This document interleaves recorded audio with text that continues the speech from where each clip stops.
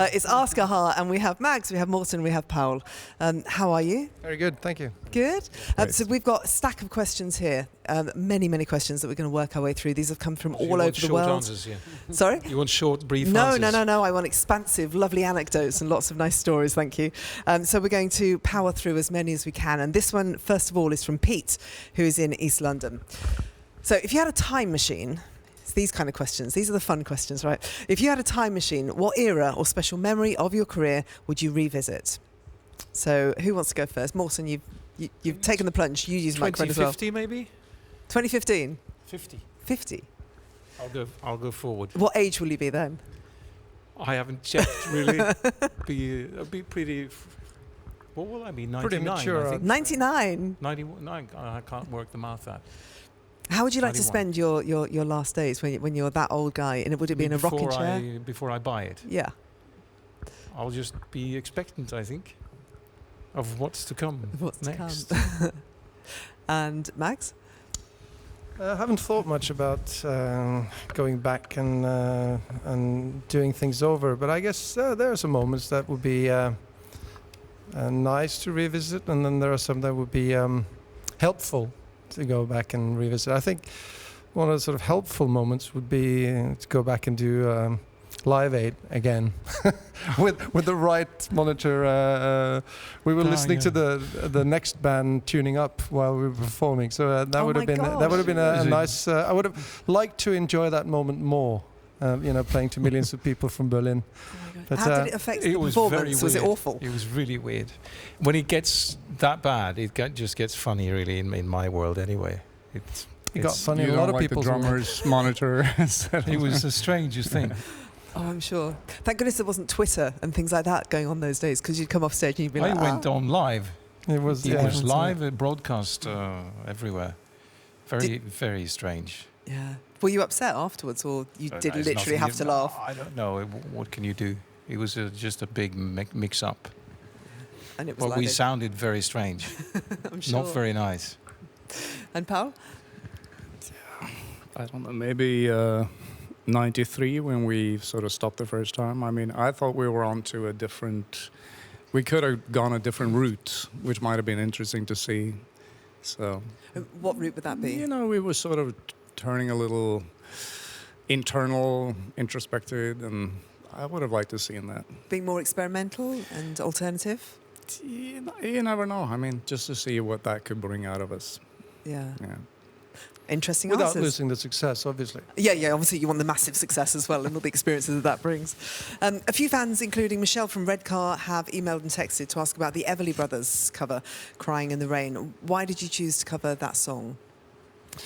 Well, the Everlys had a particular significance in our career because our first manager was a member of their band in the 60s, and also in charge of reforming them in 84, 85?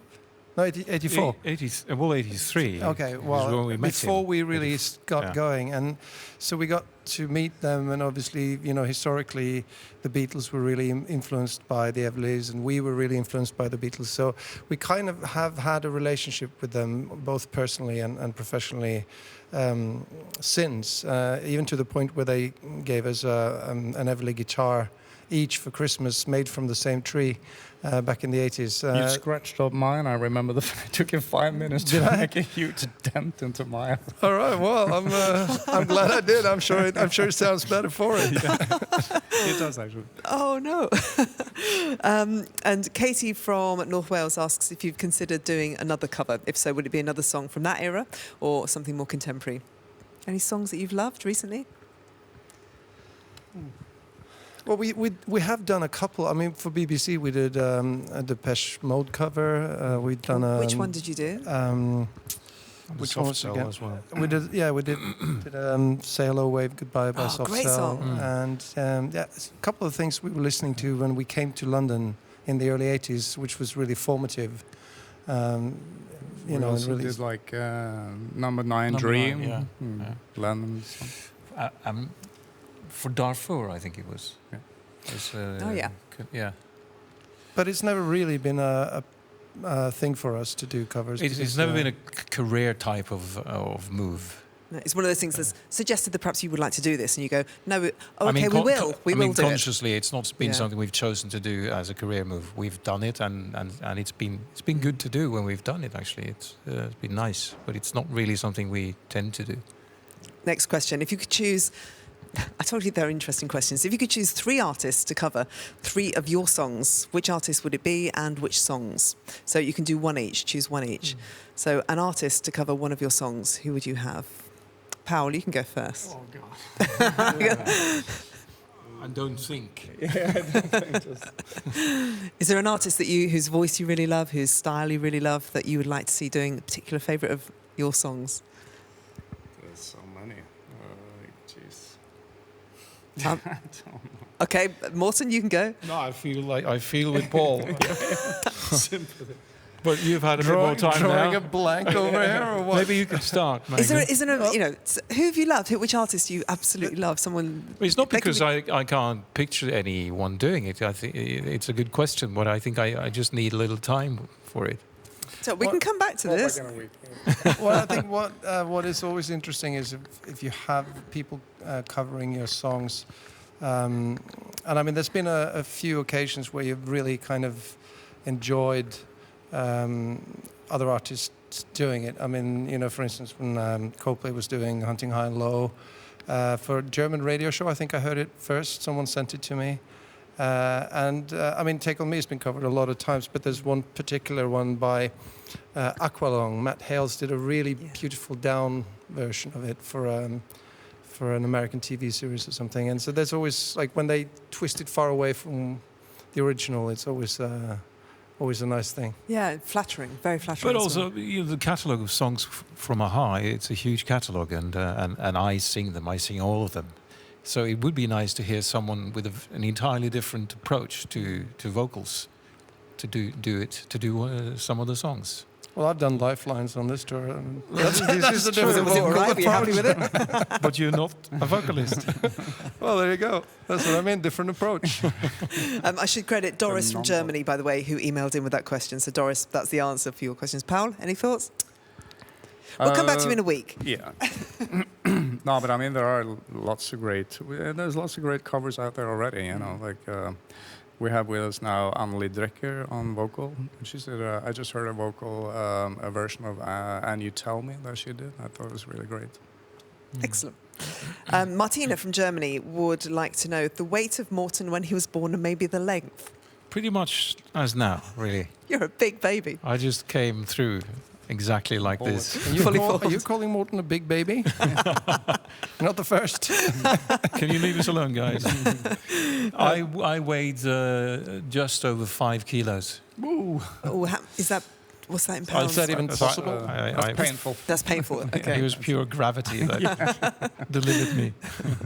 I'm now intrigued to know the rest of both of you as I well. think I was like the half of that. You're tiny.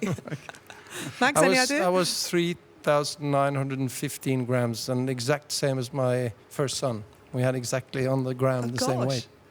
It's not a That's why I remember it. Before they changed the diapers, yeah.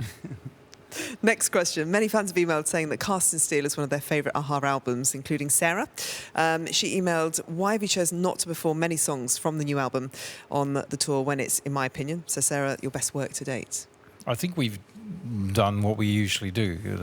It's always a difficult question that we ask ourselves as well, but when we go on tour with the history that we have and all the songs that people expect us to do, there are so many songs that probably a big percentage of the audience would expect to hear. And I've always said I'd like to do a tour where we do all the songs we never do, but it just doesn't happen. But you could do that somewhere, couldn't you? That would be a lovely thing to do. Yeah, we normally do a few songs of a new album, and then the rest of the gig is a collection of earlier stuff. Yeah, but that could be something that you do when you're talking about doing things more experimental, doing just one show in a really wonderful place, and doing all those songs. Yeah, just a very different focus, where you stay away from the hits, basically. Yeah, so that might happen, maybe. Maybe. Too many hits. Well, we did the two first albums, the complete albums in Albert Hall. We did a tour in 2009, I think it was, when we played like the whole first album through. So those are always fun to do, to have... Best ever. You play Take On Me first and get rid of it. Don't tell me you don't relish doing that song every single time. How could you say that? What position does it have in the show that you're doing tonight for Radio 2 in concert? It ain't going to be first, I can tell you that. It's going to build to that fine moment. Sven from Germany, what's the main difference between touring nowadays and in the early days? What was that first tour when you're out on the road? Technically, very different. Technically, the sound equipment is so much better than when we started out. There must have been a lot of frustrations in the early days when you turn up to dodgy halls. Also, it was so loud. The gigs were so loud from audience noise that in the early beginning we didn't really hear what we were doing anyway. And then it just the equipment today is just a world of a difference than comparing it to back then. What about what was going on, like how you're travelling and the standard of rooms that you're staying in, and how many people are on the road with you these days? Because it must have been just the three of you and a roadie, maybe. Well, we never really did the kind of tours where you build an audience for success. I mean, our first single was such a runaway hit that our first real tour together and our first live performance was with a #1 around the world. So it was kind of a little backward. I mean, we toured a lot, or we played a lot of concerts as teenagers, and in different formats. But as a-ha, we didn't have the work permits to do anything here, and we were kind of sneaking in and out of the country just to be able to be here and play. So back in the day, that was a different story. Yeah, it just reminds me. First time I performed "Take On Me" live was the Grammy Awards. Oh gosh. So that was the first time on stage in an a-ha sort of setting. What are your memories of that? It was over so quick, mainly that.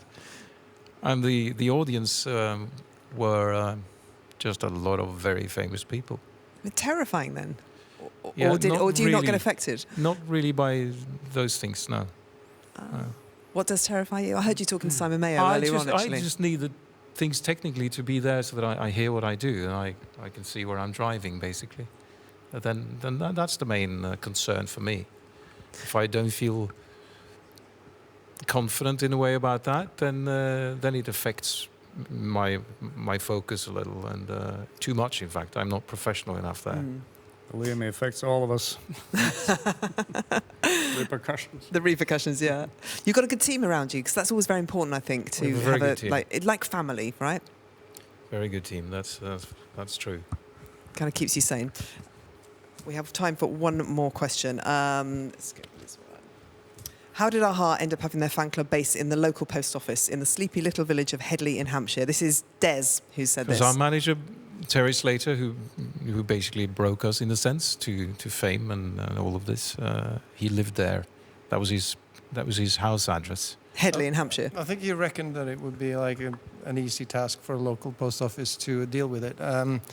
But I remember there was a story on British television about this post office complaining about not being able to deliver the mail because there was an influx of... They'd never heard of... They didn't know who we were. They were like, there's all these letters coming in for... I don't know who they are. It got to television because he broke down. The whole service broke down there. Did it really? Yeah, only for 25 years. It's up and running again now, so all the invoices are in the mail. Right, thank you very much for talking to us, and we look forward to seeing you tonight in concert on Radio 2. Thank you. Thank you, Joe.